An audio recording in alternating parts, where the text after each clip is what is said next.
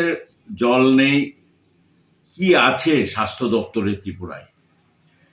ত্রিপুরা স্বাস্থ্য দপ্তর হাসপাতালগুলোতে গেলে খোঁজ দিলে জানতে পারবেন এখানকার হাজার হাজার পেশেন্ট প্রতিদিন আগরতলা থেকে শিলচর মেডিকেলে চলে যায়, কলকাতা, বাইরে, চেন্নাই, ব্যাঙ্গালোর, বিভিন্ন জায়গায় চলে যায়।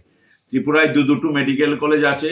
স্বাস্থ্য পরিষেবা সম্পূর্ণ ভেঙে পড়েছে এবং গরিব মানুষের স্বাস্থ্য পরিষেবা অর্থ দিয়ে করতে হয় নিজেদের। এই গরিব মানুষদের এমন একটা অবস্থা, এবং রেফারেল হাসপাতাল যেগুলো আছে এগুলো, এখানে প্রাইভেট হাসপাতাল, এগুলো কসাইখানা। গরিবরা সর্বশান্ত হয়ে যাচ্ছে। স্বাস্থ্য পরিষেবা নিয়ে দেখার জন্য কেউ নেই। একটা বিচিত্র রাজ্য যেখানে একজন স্বাস্থ্যমন্ত্রী নেই। স্বাস্থ্যমন্ত্রী ছাড়া স্বাস্থ্য পরিষেবা চলছে।